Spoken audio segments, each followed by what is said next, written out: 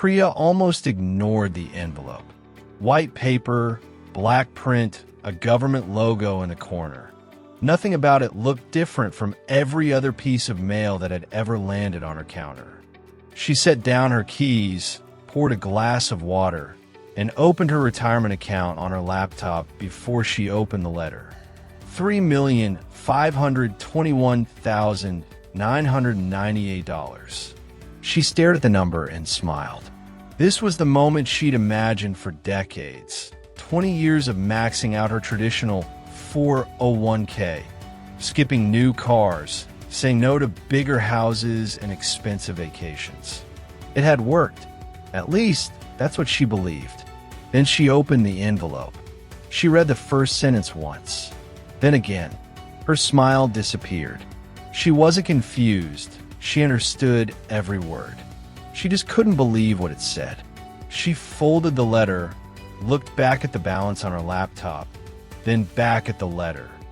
$3.5 million on one screen, a demand on the other. Both true at the same time, which somehow made it worse. For the first time in 40 years, she asked herself a question that had never once crossed her mind. How much of this money is actually mine? She didn't know the answer. Nobody had ever taught her how to find it. She'd spent 4 decades learning how to grow a number. Nobody had spent even one afternoon teaching her what happens the day the government decides that number is finally ready to be collected. Here's a strange question. Imagine 2 retirees. Both spent 40 years saving. Both invested the same amount every year. Both retired with $3 million. One of them keeps almost all of it. The other slowly watches hundreds of thousands disappear through taxes, higher Medicare premiums, and forced withdrawals they never wanted to make. Which one is actually wealthier? Most people never ask that question because we've been trained to celebrate the number on the statement, not the number we'll actually get to spend. Save more. Invest more. Max your 401k. Watch the balance grow. Repeat. The scoreboard has always been the account balance. But what if the biggest retirement account doesn't create the richest retiree? What if it just creates the biggest future tax bill? To be clear, this isn't an argument against the traditional 401k. If you're early in your career, earning less now than you expect to earn later, or getting a real employer match, it's still one of the smartest tools available. This is about something smaller and more dangerous. Continuing to follow good advice long after it stopped being the best advice. Financial strategies have expiration dates. The strategy that builds your first $100,000 isn't always the strategy that protects your third million. Priya never noticed the moment that line got crossed. She wasn't careless. She trusted the system, and the system worked exactly as designed. That's the problem. A traditional 401k was never built to eliminate your taxes. It was built to postpone them. Think of it as a layaway plan. You take the table home today, you pay later, and it sounds like a great deal, except the store never has to tell you the final price. They set that decades from now, after you've already built your life around the table, after changing your mind is no longer possible. Millions of Americans have unknowingly signed that exact contract. Not because they're foolish, because no one ever explained what they were agreeing to. Every contribution felt like a discount. Sometimes a discount is just a delayed bill wearing better marketing. Priya was 24 when she sat through her first retirement orientation. Start early. Always take the match. Max out your 401k if you can afford it. For someone her age, earning her age's salary, that was excellent advice. Every dollar she contributed lowered her taxable income. Her employer matched part of it. She never missed a contribution, and she never chased anything flashy. No crypto, no meme stocks, just steady index funds and a payroll deduction that went up every time her salary did. Her salary doubled, then tripled. Promotions came. Bonuses got bigger. Her friends celebrated the same way most people do. Bigger homes, nicer cars, country club memberships. Priya celebrated differently. Every raise became another increase to her contribution. Whenever the IRS raised the annual limit, she adjusted her payroll deduction the following week without thinking twice. It became automatic, the same way brushing your teeth becomes automatic. She simply believed more money inside her traditional 401k meant more security, and every headline she read seemed to agree with her. The biggest retirement mistake is not saving enough.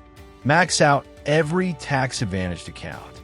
Time in the market beats timing the market. She followed every rule.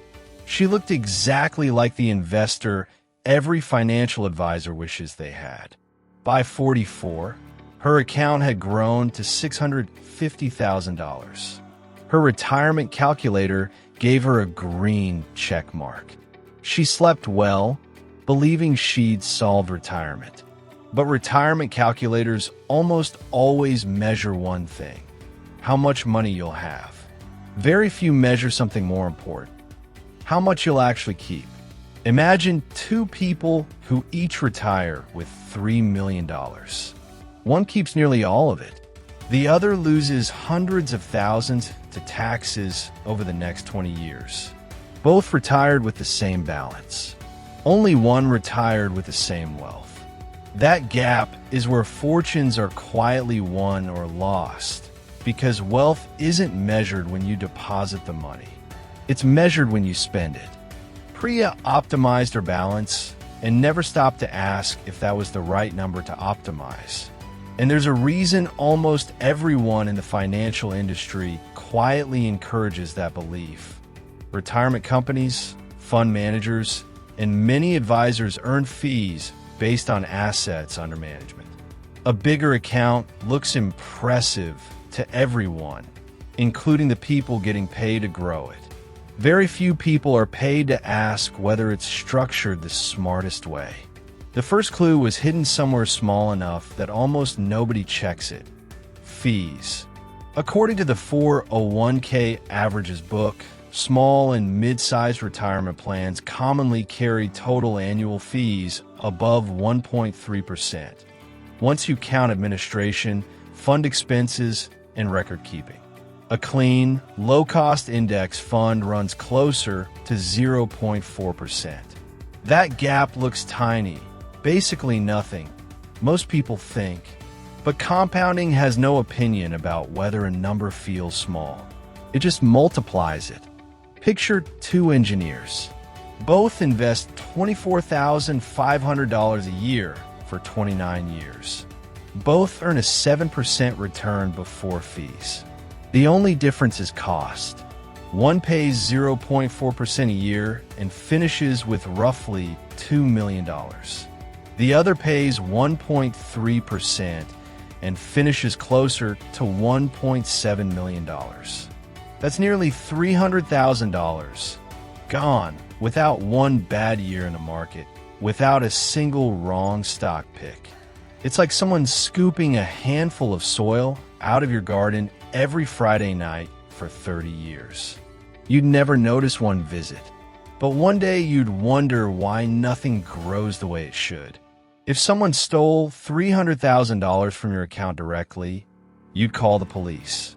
When the same amount disappears one invisible percentage point at a time, almost nobody notices because there isn't one painful moment.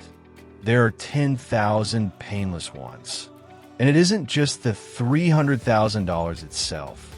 It's every dollar that money could have earned for the next 20 or 30 years, quietly missing from a future that never got the chance to happen. Einstein supposedly called compound interest the eighth wonder of the world.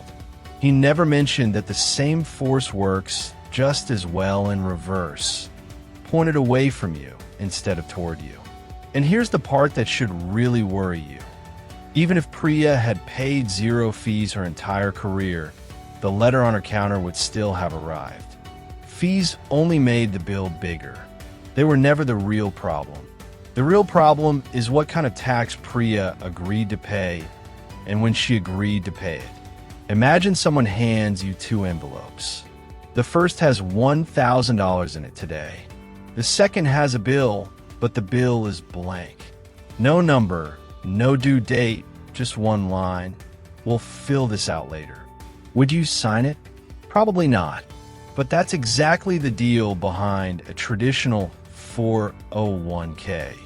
Every contribution gives you a deduction today. It feels like a win. What it doesn't tell you is what tax rate you're actually locking in, because the honest answer is none. You're locking in today's deduction, not tomorrow's bill. Picture two versions of the same investment. In the first, Priya buys index funds in a regular brokerage account, holds them for decades, and when she eventually sells, most of the profit qualifies for the long-term capital gains rate, around 15% for someone doing as well as she is. In the second version, the exact same funds, the exact same market, the exact same growth, but held inside a traditional 401k. When that money comes out, the rules completely change. The IRS doesn't separate her original contributions from 30 years of growth. It doesn't ask which part came from her paycheck and which part came from the market. Almost every dollar is treated as ordinary income, the same as a salary. 24%, 32%, sometimes higher, depending on how much she's forced to withdraw. She's saved maybe 24% going in. She's now on track to owe more than that coming out. That's not a discount.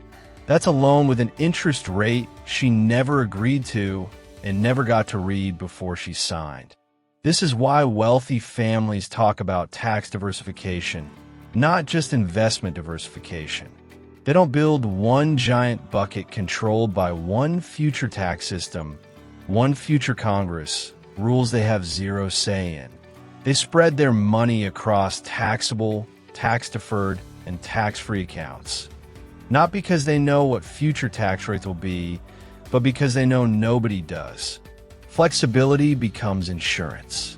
Priya never built that insurance. Every raise, every bonus, every promotion flowed into one bucket. She thought she was building certainty. She was building dependence.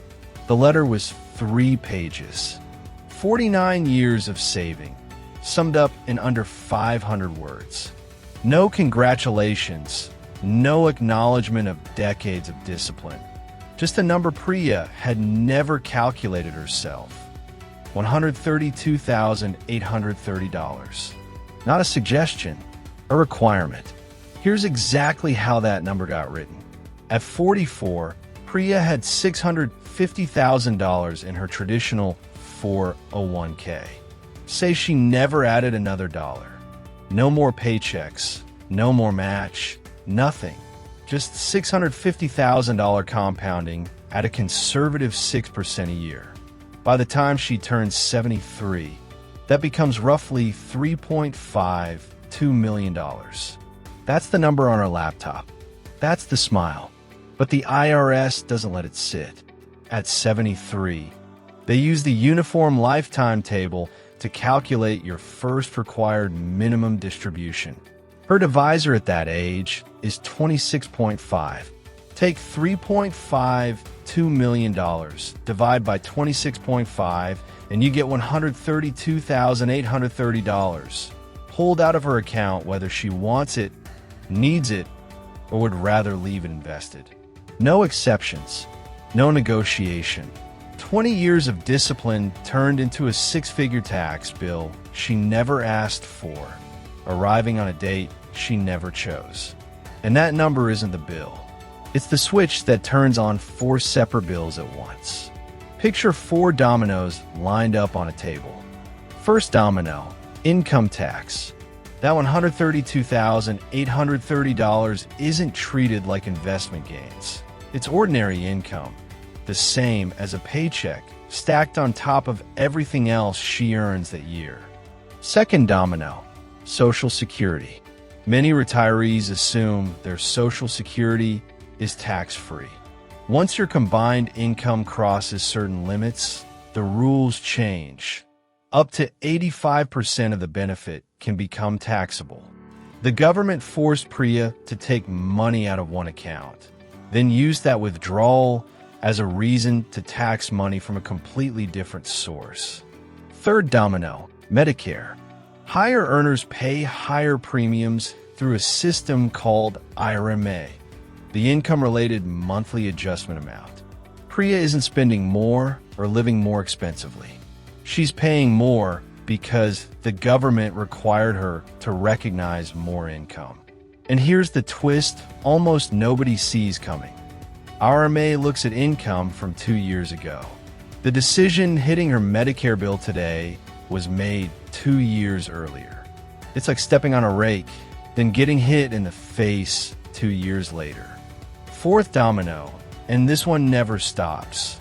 That IRS divisor shrinks every year she ages, while her account can keep growing at the same time. A shrinking divisor plus a growing balance means her required withdrawal doesn't shrink with age. It grows. One account for bills. One government formula quietly running all of them. And once the first domino falls, there's no putting it back up. Think about what that means for someone who spent 5 decades believing discipline was her biggest financial strength. The very account she built through that discipline is now the thing deciding how much taxable income she reports every year.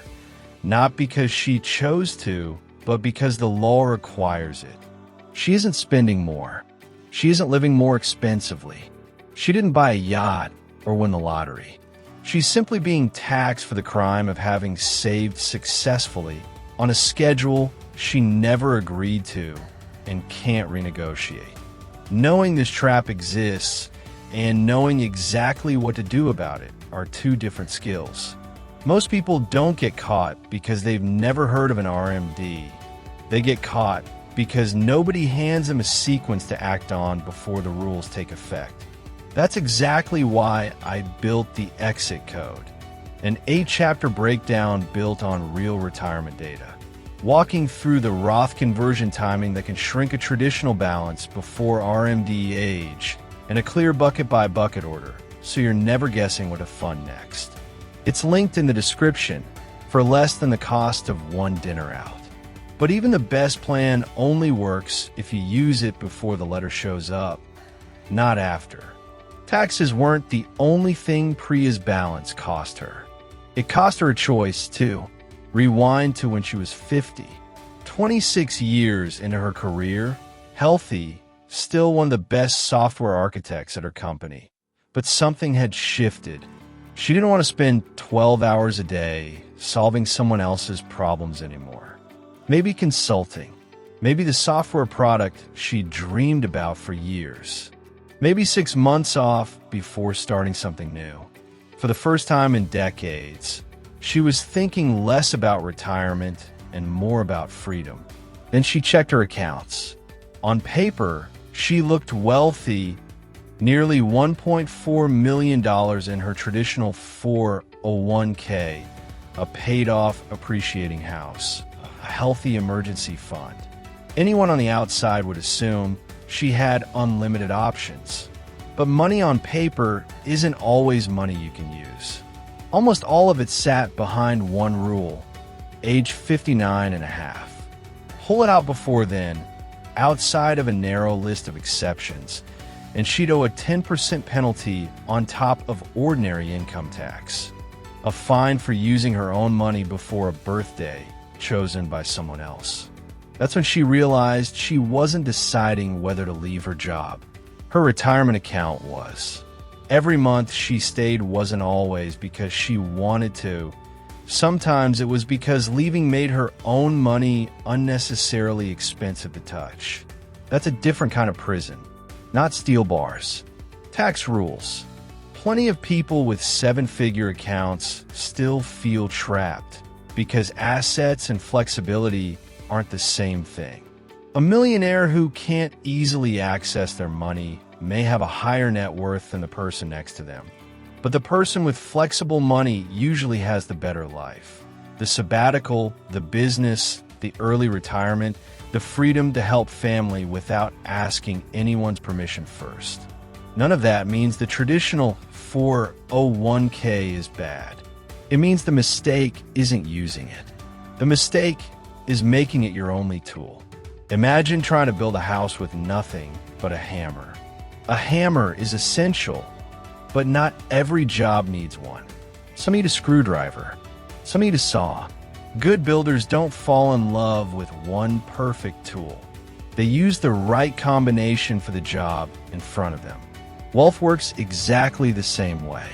A millionaire who can't touch most of their own money isn't automatically freer than someone with less. If the person with less can actually use theirs, the fix was never to save less. It was to stop pouring every dollar into one bucket. Bucket 1, the employer match. Always grabbed first. A guaranteed 50 to 100% return before the market does anything at all. Bucket 2, the HSA. Rare because it offers 3 tax breaks at once. Deductible going in, tax-free growth, tax-free withdrawals for medical costs. Bucket 3, the Roth, direct or backdoor. Taxes paid today, and after that, every dollar of growth belongs to you. No RMDs, ever, and no wondering what a future Congress decides to do with ordinary income rates. Bucket 4, a regular taxable brokerage account. Priya once thought of this as a last resort. It's actually the opposite. No age gate, no penalty, capital gains rates instead of income tax, and complete control over when you sell and when you spend. Now, picture Priya discovering this at 44 instead of 73. She still grabs the full match. She maxes the HSA. She runs a backdoor Roth every year, since her income is too high for a direct one. Instead of shoveling every remaining dollar into the traditional account, she starts building a brokerage account beside it. At 55, she leaves the corporate job. The brokerage account covers her living expenses, which lets her traditional 401k sit untouched while she does something most retirees never think to do. Small, deliberate Roth conversions, filling only the lower tax brackets year after year on her own schedule instead of the IRS's. She doesn't convert everything at once, and she doesn't guess. Each year during that stretch, she converts only enough traditional money into Roth to fill up the lower tax brackets and stop right there. A little this year, a little more next year, patiently for over a decade. She isn't waiting for the IRS to decide how much income she'll recognize anymore. She's deciding for herself years ahead of the deadline, while the decision is still cheap by 73. Instead of $3.52 million sitting in her traditional account, she has roughly $1.4 million. Her first required minimum distribution drops from $132,830 to about $52,800, small enough to stay clear of the next Medicare surcharge tier. Meanwhile, she's built close to $1.8 million in tax-free Roth money and $900,000 in a brokerage account she could have used at 50 if she'd wanted to walk away sooner. Same 20 years of discipline. Same total dollars saved. A completely different outcome because she stopped measuring success by the size of one account and started measuring it by how much freedom her money actually created. Go back to the kitchen. Priya's laptop still shows $3.5 million. The letter is still on the counter. Nothing on the screen has changed. But everything has, because a few minutes ago that number meant success and now it means something else entirely. Not because the market moved, but because her understanding did. Imagine buying a house and proudly calling it $1 million house until someone reminds you that you still owe the bank $400,000. The value didn't change. Your understanding of ownership did. A retirement balance works the same way. The number on the screen isn't the number you'll spend. It's the number waiting to be divided between you, the IRS, and rules you never wrote. Here's the part almost nobody says out loud. The goal was never to build the biggest retirement account possible. Somewhere along the way, that became the goal by default, because it's the number every statement shows you, the number every calculator praises, the number every coworker asks about at lunch. But a big number and a free life aren't the same thing, and by the time most people discover the difference, they're standing in a kitchen with a letter in their hand. So before you check your own balance again, ask yourself 4 questions. What does your plan actually cost you every year? Not the funds expense ratio, the total cost. If your account doubled in the next 20 years, would you be happy? Or would you just be building a bigger tax problem for your future self? And have you actually run your own first RMD number? If you stopped working tomorrow, how much of your wealth could you really touch? And when your next dollar goes somewhere, does it automatically go to the same account it always has? Or is it time your tax structure got as diversified as your investments? The goal was never the biggest number on a login screen. On a layaway plan, the balance was never the point. The final price is, make sure you're the one who sets it, not the store. If this changed how you look at your own account, send it to someone who's still maxing theirs without asking why.